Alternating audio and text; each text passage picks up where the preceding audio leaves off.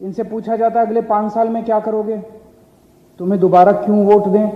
इनके पास कोई एजेंडा नहीं है, इनके पास कोई प्लान नहीं है कि अगले 5 साल में ये गुजरात की तरक्की के लिए क्या करेंगे, व्यापारियों के लिए क्या करेंगे, बेरोजगारों के लिए क्या करेंगे, महंगाई दूर करने के लिए क्या करेंगे। जनता 2 चीज़ों से सबसे ज़्यादा त्रस्त है, महंगाई और बेरोजगारी। सबसे ज़्यादा महंगाई आज पूरे देश के अंदर गुजरात में है और गुजरात का आम व्यक्ति त्रस्त है महंगाई से। सबसे ज़्यादा बेरोजगारी आज गुजरात के अंदर है। एक आम गुजरात का युवा बेरोजगारी की वजह से बहुत ज़्यादा त्रस्त है।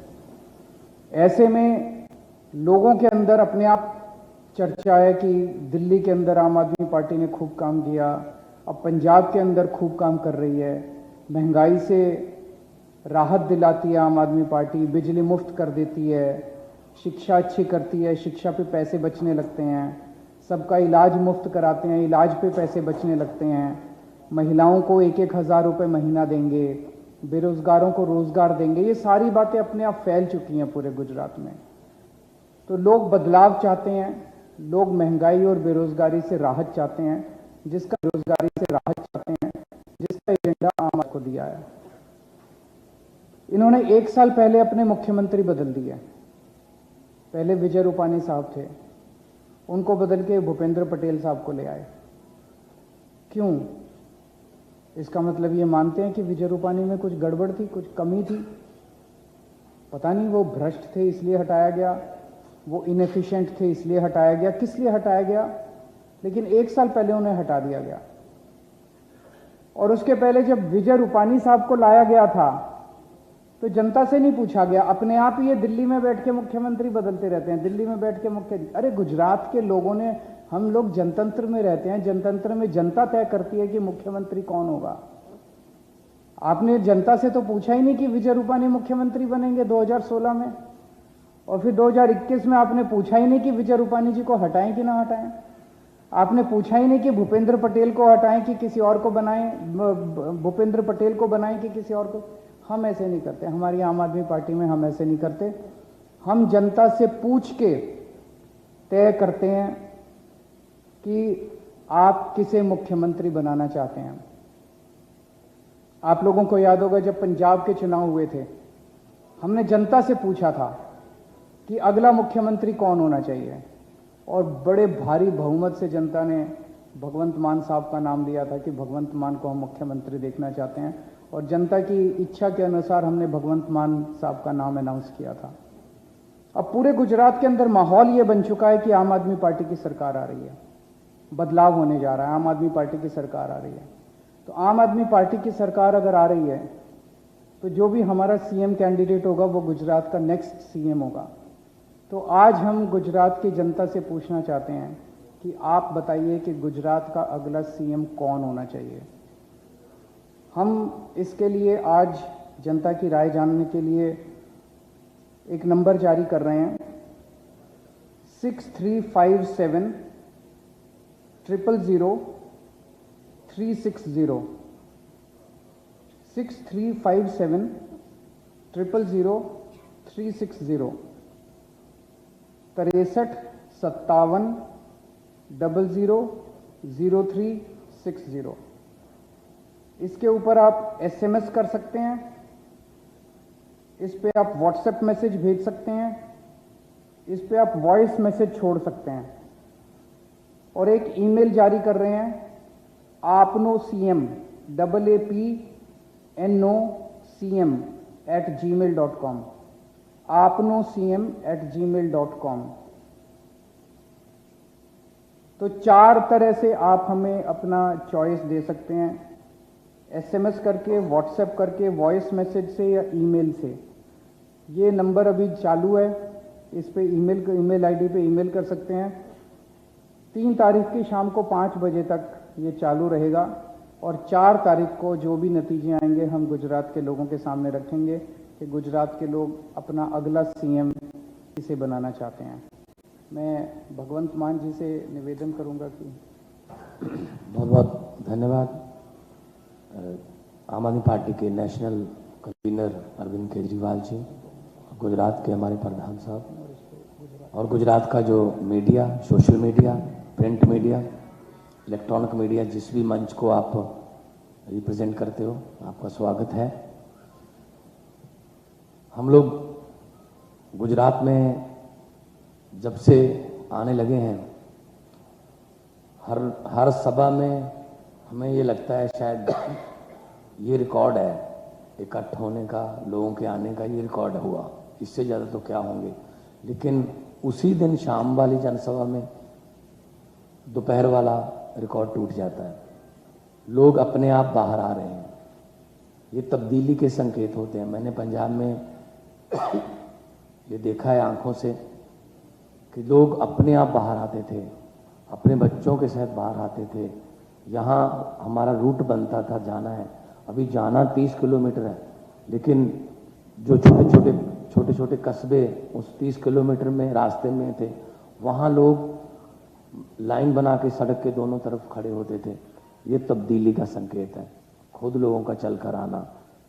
और बाकी कोई लालच देकर या कोई पैसे देकर लाना, वो अलग बात है। वो लोग जो हैं वो वोट नहीं करते, लेकिन जब हम अनाउंस करते हैं कोई भी उनका मसला, तब वो अपने आप तालियां बजाते हैं। जब हम कहते हैं कि 300 यूनिट बिजली फ्री हो जाएगी, तो हाथ ऊपर करके ताली बजाते हैं। इसका मतलब बिजली बहुत बड़ा मसला है यहाँ का। जब हम कहते हैं पेपर फूटते हैं यहाँ, पेपर नहीं फूटने देंगे, तब युवा लोग जो हैं उनकी आंखों में नमी होती है, क्योंकि युवाओं को का दिल टूट जाता है जब इतना देर पढ़ाई की और पता चला एक दिन पहले पेपर फूट गया और बड़े बड़े लोग, रिश्तेदार, नेताओं के, वो उस पेपर में पास हो गए और आम लोग रह गए। तो जब हम कहते हैं कि भ्रष्टाचार खत्म हो जाएगा, तो लोग कहते हैं अच्छा जी। जब हम कहते हैं कि आपका इलाज फ्री होगा, स्कूल बहुत अच्छे हो जाएंगे, शानदार, तो इसका मतलब ये है कि लोग जो गुजरात के, वो उन्हीं बातों से पीड़ित हैं जिन्हीं बातों से पहले दिल्ली के लोग पीड़ित थे, पंजाब के पीड़ित थे।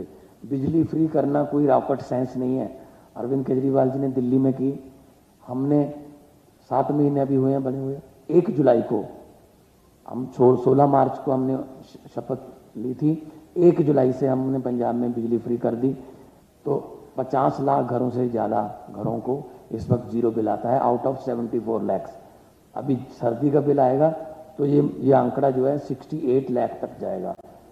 तो लोग खुश हैं, लोग, एक यकीन नहीं हो रहा लोगों को, लोग एक दूसरे को बिल दिखा रहे हैं, यार तेरा भी ऐसे ही आया, जीरो आया, कहीं कोई गड़बड़ तो नहीं है, कोई कंप्यूटर तो नहीं खराब हो गया कि जीरो बिल आ गया, लिखना भूल गए। तो करप्शन के लिए, जो करप्शन करते हैं उनको पकड़ने के लिए हमने हेल्पलाइन जारी की। 200 से ज़्यादा लोगों को हमने पकड़ के जेल में डाला। विधायकों की हमने पेंशन बंद कर दी। हमने ओल्ड पेंशन स्कीम लागू कर दी सरकारी मुलाजिम के लिए। बहुत बड़ी मांग थी, बहुत बड़ी मांग थी ये। हमने डीए की 6% किस्त उनको दी। हमने 20,000 नौकरियां दे दी। ये मैं सिर्फ और सिर्फ 7 महीने की बात कर रहा हूँ। नीयत साफ हो तो सब कुछ हो सकता है, ये गुजरात में भी हो सकता है। तो हम जब भी गुजरात में जाते हैं, लोग कहते हैं जी हमें इनसे हमारा पीछा छुड़वा दो। हम कहते हैं जी आप ही लोगों ने छुड़वाना है पीछा। तो जब भी मुझे गुजरात का एक लड़का मिला, मैंने कहा गुजरात के लोग, सच बताना गुजरात के लोग क्या चाहते हैं? वो कहता है जी गुजरात के लोग चेंज चाहते हैं, परिवर्तन चाहते हैं, चेंज चाहते हैं। मैंने कहा चेंज कौन है फिर? कहते जी आम आदमी पार्टी। मैंने कहा कांग्रेस नहीं चेंज? कहते नहीं जी कांग्रेस चेंज नहीं, कांग्रेस अब एक्सचेंज बन चुकी है। वो तो मतलब कभी इधर चले गए, कभी उधर चले गए। 20 से ज़्यादा जो 77 में से जीते हुए थे वो बीजेपी में हैं। तो लोग यकीन कैसे करें कि इनको वोट देंगे और ये यहीं रहेंगे? कम से कम अपने स्टैंड पे तो रहो। साइकिल का भी कोई स्टैंड होता है। तो वो कांग्रेस तो इस बार इलेक्शन भी नहीं लड़ रही, वो तो उधर ही घूम रहे हैं कहीं। तो जो जिम्मेदारी लोग हमें देना चाहते हैं, वो लोगों की आंखों में हमें समझ आ रही है। और लोगों का इतनी भारी गिनती में अपने आप चले आना बहुत ज़्यादा हम तब्दीली के संकेत हैं। हमारा हौसला बढ़ता है और हमारे बहुत से कार्यकर्ता गांव से आके हमें रिपोर्ट देते हैं कि इस चीज़ की कमी है, इस चीज़ की, जैसा कि अरविंद केजरीवाल जी ने बोला कि सिर्फ मुख्यमंत्री ही या हम लोगों से पूछ के नहीं बनाते, हम बजट भी लोगों से पूछ के बनाते हैं, हम इंडस्ट्रियल पॉलिसी भी व्यापारियों से पूछ कर बनाते हैं, हम एग्रीकल्चर पॉलिसी किसानों को पूछ के बनाते हैं, हम रोजगार पॉलिसी बेरोजगारों से पूछ के बनाते हैं। तो यही असली लोकतंत्र है। तो इन्होंने तो लूटने का रिकॉर्ड तोड़ रखा है, जहां मर्जी चले जाओ, लूट लिया बेच दिया, लूट लिया बेच दिया। नदी के घाट पर अगर ये राजनीतिक लोग बस जाएं, नदी के घाट पर अगर ये राजनीतिक लोग बस जाएं, तो प्यासे होंठ भी 2 बूंद पानी के लिए तरस जाएं। गनीमत है कि मौसम पर हुकूमत चल नहीं सकती, वरना सारे के सारे बादल भी इनके खेतों में बरस जाएं। तो हम इक्वलिटी की बात करते हैं, एक आदमी कामयाब हो, दूसरा कामयाब ना हो, उसको कामयाबी नहीं कहते। पूरा समाज कामयाब होगा तो पूरा गुजरात कामयाब होगा, पूरा देश कामयाब होगा। Thank you.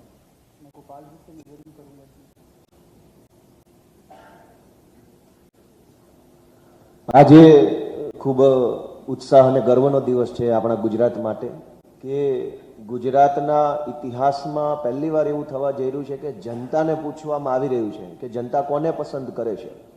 અત્યાર સુધી તો મનમરજી પડે અને આપણી ઉપર થોપી બેસાડવામાં આવ્યા છે। ઘડીક આ વ્યક્તિને બેસાડી દેવામાં આવે અને એની ઉજવણી ચાલુ હોય ત્યાં એને હટાવીને બીજાને બેસાડી દેવામાં આવે અને આવું થવાના કારણે કોઈ એક સ્ટેબલ મુખ્યમંત્રી નહીં હોવાના કારણે, જનતાની પસંદનો મુખ્યમંત્રી નહીં હોવાના કારણે ગુજરાતે ઘણું બધું ભોગવવું પડે છે। ભ્રષ્ટાચાર હોય, પેપર ફૂટવાની ઘટના હોય, મોંઘવારી હોય, બેરોજગારી હોય, એ બધું એટલા માટે થઈ રહ્યું છે કે ગમે તે માણસ ગમે ત્યારે મુખ્યમંત્રી બની જાય। જે માણસ મુખ્યમંત્રી બને એનું કંઈ ચાલે નહીં, પ્રદેશના પ્રમુખો સરકારો ચલાવે। આ બધી જે છે અસ્થિરતાઓ, એને સ્થિર કરવા માટેનો ઉપાય જનતા પાસે છે। ગુજરાતની જનતા જ્યારે પોતાના દિલથી પોતાનો મુખ્યમંત્રી નક્કી કરશે, એ મુખ્યમંત્રીને ગાંધીનગર સુધી પહોંચાડશે, ત્યારે એક સ્થિર અને ઈમાનદાર સરકાર બનશે એવું આમ આદમી પાર્ટી માને છે। હું અમારા રાષ્ટ્રીય કન્વીનર માનની અરવિંદ કેજરીવાલજી, અમારા રાષ્ટ્રીય નેતા માનની ભગવંત માન સાહેબનો આભાર માનું છું કે એમણે ગુજરાતને આવો સરસ મજાનો એક વિકલ્પ આપ્યો છે। રાજકીય વિકલ્પ આમ આદમી પાર્ટી તરીકે તો મળ્યો જ છે, પણ ગુજરાતની જે શાસન વ્યવસ્થા છે એને કોણ લીડ કરશે એ નક્કી કરવાની પણ એક વ્યવસ્થા પૂરી પાડી છે। એ આપણા બધા માટે, ગુજરાતીઓ માટે ગર્વની બાબત છે। હું ફરી એક વખત ગુજરાતીમાં આ જે વ્યવસ્થા છે એનો ઉલ્લેખ કરી દઉં છું। મોબાઈલ નંબર છે, આ મોબાઈલ નંબર ઉપર SMS કરી શકાશે, વોટ્સએપ કરી શકાશે, વોઇસ મેસેજ મોકલી શકાશે અને ઈમેલ એડ્રેસ ઉપર ઈમેલ કરી શકાશે। મોબાઈલ નંબર છે 63 57 00 0360। ફરીથી બોલું છું, 63 57 00 0360 અને ઈમેલ એડ્રેસ છે આપનો CM AAPNOCM@gmail.com। તો આ ઈમેલ ઉપર ઈમેલ કરીને જનતા પોતાનું સૂચન મોકલી શકશે અને મોબાઈલ નંબર પર પણ મોકલી શકશે। Thank you so much. अगर आपके 1-2 क्वेश्चंस हैं तो।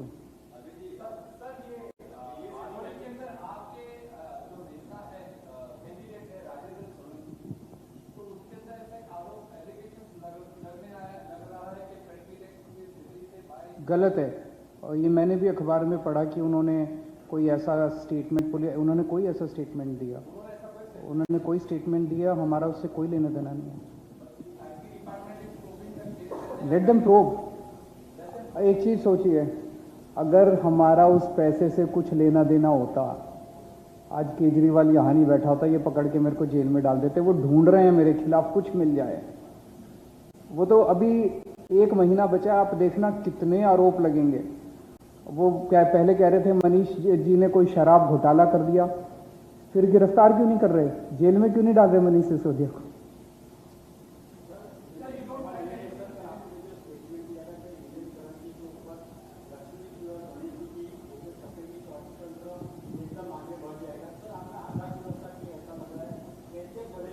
नहीं, देखो मेरा ये कहना है, ऐसा नहीं कि फोटो लगाएंगे और फिर बस अर्थव्यवस्था बढ़ जाएगी। मैंने बार बार ये बोला, मैंने जो चिट्ठी भी लिखी, मैंने कहा एक तो सही नीतियां चाहिए सरकार की। देश के अंदर एग्रीकल्चर के सेक्टर में, इंडस्ट्री के सेक्टर में, इंफ्रास्ट्रक्चर के सेक्टर में, हर सेक्टर में सही नीतियां चाहिए। दूसरा, कड़ी मेहनत चाहिए। बहुत मेहनत करनी पड़ेगी, हम सबको मिलकर पूरे देश को मेहनत करनी होगी। और तीसरा, ये सारी चीजें बिना भगवान के आशीर्वाद के इनका फल नहीं मिलता। हम भी अपने घर में पूजा करते हैं भगवान की, उसका मतलब ये नहीं कि भगवान की पूजा करके फिर जाके सो जाते हैं। फिर हम दफ्तर जाते हैं, दफ्तर में काम करते हैं, मेहनत करते हैं, अपना अपना श्रम करते हैं। तो श्रम तभी फलीभूत होता है जब भगवान का आशीर्वाद मिलता है। तो अगर हम नोट के ऊपर लक्ष्मी गणेश जी की तस्वीर रखेंगे तो प्रभु का आशीर्वाद मिलेगा। कुछ लोग इसको डिस्टॉर्ट करके कह रहे हैं कि केजरीवाल कह रहा है कि बस करने से अर्थव्यवस्था बदल जाएगी। ये इस तरह से इसको करना गलत बात है। जिस भावना से ये कहा गया उसी भावना से इसको लेना चाहिए। अच्छे भाव से मैंने कहा है कि भाई अपने को एक तरफ भगवान का आशीर्वाद लेना है लेकिन कड़ी मेहनत करनी है।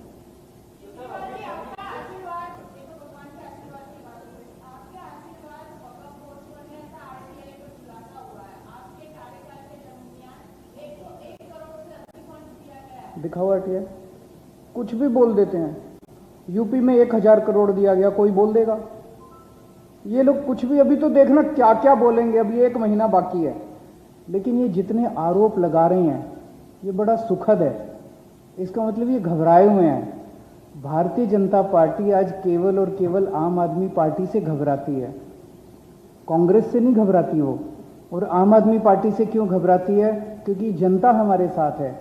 हम जनता के मुद्दों की बात करते हैं। हम कहते हैं हम आपकी बिजली फ्री कर देंगे, हम आपके बच्चों की शिक्षा अच्छी कर देंगे, हम आपके घर में कोई इलाज नहीं होगा इलाज कर देंगे, इलाज करवाएंगे। हम उन मुद्दों की बात करते हैं। अभी तो देखना 1 महीने में क्या क्या क्या क्या लेके आएंगे। नहीं, 1 रुपया नहीं, जो वक्फ की प्रॉपर्टी होती है गुजरात में भी होगा। एक सेंट्रल एक्ट है ये, हमारा कोई दिल्ली का एक्ट नहीं है। यूपी में भी वक्फ की प्रॉपर्टी, यूपी के अंदर आप यूपी में आरटीआई डाल के निकालिए, मध्य प्रदेश के अंदर वक्फ की प्रॉपर्टी की जो जमीनें या प्रॉपर्टी होती है उससे जो इनकम आती है वो वक्फ की इनकम होती है। उस वक्फ की इनकम को अलग अलग स्टेट्स के अंदर अलग अलग तरीके से इस्तेमाल किया जाता है। वो तो वक्फ के लोग बताएंगे कि उन्होंने अपनी वक्फ की इनकम को कैसे इस्तेमाल किया।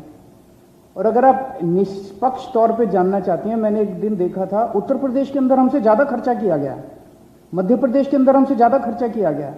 थोड़ा सा एक कंपैरेटिव स्टडी करके देखिए।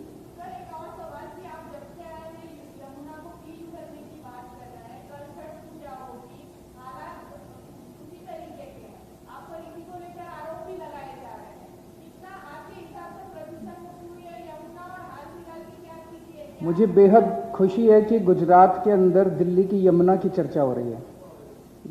गुजरात